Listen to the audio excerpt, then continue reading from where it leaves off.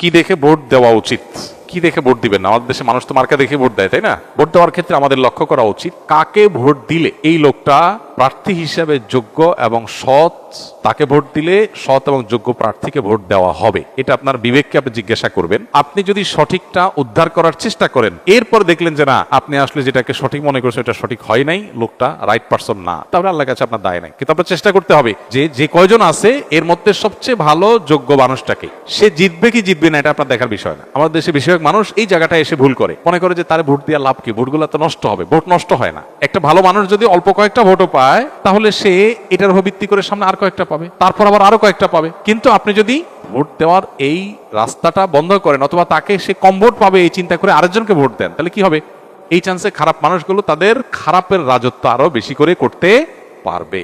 কেউ জিতুক সেটা আপনি চাইতে পারেন, কিন্তু জিতানো আপনার দায়িত্ব না। আল্লাহর কাছে দায়িত্ব হলো, আপনার কাছে মতামত চাওয়া হয়েছে, আপনি মত দেওয়ার সময় সবচেয়ে ভালো উপযুক্ত ব্যক্তির পক্ষে মত আপনি দিবেন, বাস এটা হলো আপনার কাজ। যে লোককে ভোট দিলে আপনার ইমান, আমল, ইসলামের স্বার্থ, মুসলিম উম্মার স্বার্থ সংরক্ষিত হবে, আপনি বিশ্বাস করেন, যাকে ভোট দিলে দেশের সার্বিক উন্নতি হবে, চুরি ডাকাতি হবে না, দুর্নীতি 2 নম্বরই হবে না, যে কারণে আমাদের দেশ পিছিয়ে আছে, পৃথিবীর বহু দেশের তলানিতে আমরা পড়ে আছি। যাকে ভোট দিলে আমরা সেখান থেকে উঠার রাস্তা পাবো, তাকে আপনাকে ভোট দিতে হবে। এক্ষেত্রে বায়াসনেসের ঊর্ধ্বে উঠা, এক্ষেত্রে আপনার গোষ্ঠীগত, বংশগত, পরিচয়গত, এই সমস্ত বিষয়গুলোর ঊর্ধ্বে উঠা, সামান্য একটু স্বার্থের জন্য, একটু টাকা পয়সার লোভে আমরা আজকাল অনেক সময় ভোট দিয়ে দিই, সেটা যেন না হয়। আল্লাহর কাছে অনেক বড় একটা জবাবদিহিতার জায়গা। নবীজি বলেছেন, ইদা উসিদাল আমরু ইলা গায়রি আহলিহি ফান্তাজিরিস সাআ, অযোগ্য মানুষকে যখন কোনো জায়গায় বসানো হবে, অপাত্রে যদি মানুষ তার মতামত দেয়, বা কোনো অযোগ্য মানুষকে যদি কোনো যোগ্য মানুষের চেয়ারে বসানো হয়, তাহলে কিয়ামতের অপেক্ষা করবা তোমরা, এটা কিয়ামতের আলামত।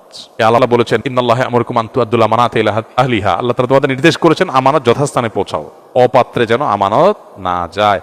আল মুস্তাশারু মু'তামান, একজন মানুষ তার মতামত চাওয়া হলে, পরামর্শ চাওয়া হলে, তখন সে আমানতদার হয়ে যায়, তার কাছে এটা আমানত হয়ে যায়। অনেক বড় একটা ব্যাপার। আমানতের খেয়ানত করলে এর ভয়াবহতা অনেক বেশি, এবং যত অপকর্মের দায় আপনাকে নিতে হবে, বিশেষ করে এই সুযোগ পেয়ে যত অপকর্ম সে করেছে, যদি আপনার ধারণা থাকে যে সে এই টাইপের কাজ করতে পারে, তাহলে সৎ মানুষ, নেককার মানুষ, দিন, উম্মাহ, ইসলাম এবং দেশের সার্বিক কল্যাণ বিবেচনা আপনাকে করতেই হবে।